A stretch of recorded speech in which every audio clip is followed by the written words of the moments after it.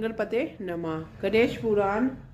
जमदग्नि द्वारा कार्तवीर्य को निमंत्रण देना। मुनि ने राजा की व्यथा सुनी और संप्रदाय पूर्वक राजा को निमंत्रण दे। वसुद मुनि को यह पता नहीं था कि सेना को कितनी ही संख्या है, किंतु बाद में पता चला तो वह अपनी भूल का ज्ञान हुआ। अब वह सोचने लगे कि इतने बड़े जनसमूह में तृप्ति के लिए भोजन सामग्री कहाँ से आए, और सामग्री प्राप्त भी हो जाए तो भोजन बनाएगा कौन। महर्षि के आश्रम में कामधेनु विद्यमान थी। मुनि ने सोचा अब तो ये कामधेनु ही मेरे वचनों का निर्वाह कर सकती है, अन्यथा राजा के समक्ष मिथ्यावादी समझा जाऊंगा, जिससे क्रोध हुआ राजा कुछ अनिष्ट भी कर सकता है। ऐसा सोचकर महर्षि ने कामधेनु से प्रार्थना की, प्रभु मेरे राजा की उसकी सेना सहित भोजन का निमंत्रण दे दिया, परंतु उतने बड़े जनसमूह के लिए आहार योग्य ना हो, सामग्री ना बनाने वाला रसोइया हो।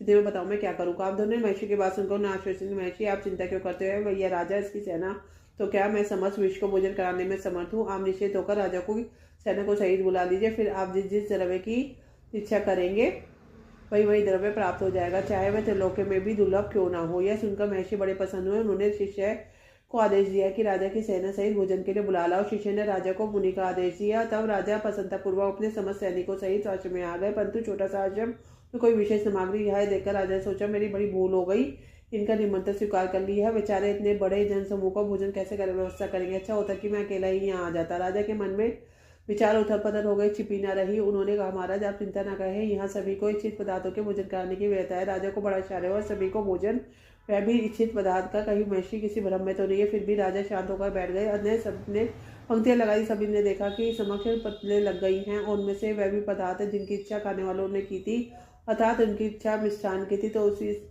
मिष्ठान, उसकी इच्छा नमकीन की थी उसी पतल पर नमकीन रखी थी। जो रोटी चाहता उसे रोटी, पूरी चाहता पूरी, मेवा चाहता था मेवा की प्राप्ति। एक एक करके सभी चीज वह पतलों में आ जाते हैं, पता नहीं चला कि उन्हें कौन कब रख गया। थोड़ी देर में सेना से ही राजा पूर्ण तृप्त हो गया। वसुध भोजन में प्राप्त सभी वस्तु दुर्लभ थी। राजा जानता था कि इसका सबका निर्माण जब समय में राजवन में कैसे हो सकता है, नहीं हो सकता। राजा इस अवस्था में अत्यंत अवसर में पड़ गया। मुनि के पास अंदर जाकर उसने सचिव को बुलाकर कहा द्रव्य सचिव दुर्लभ शुतानी चा ममासा ध्यानी सहसा कवाज्ञात लोकत। हे सर्वज्ञ, भोजन में परसे हुए सभी पदार्थ दुर्लभ है, उनमें बहुत से ऐसे हैं जिनके विषय में कभी सुना भी नहीं। ऐसे अद्भुत पदार्थ से स्वादिष्ट पदार्थों को तो सहसा साध्य नहीं कर सकते, इसलिए तुम मुनि के आश्रम में जाकर पता लगाओ कि ये सब वस्तुएं कहाँ से आई।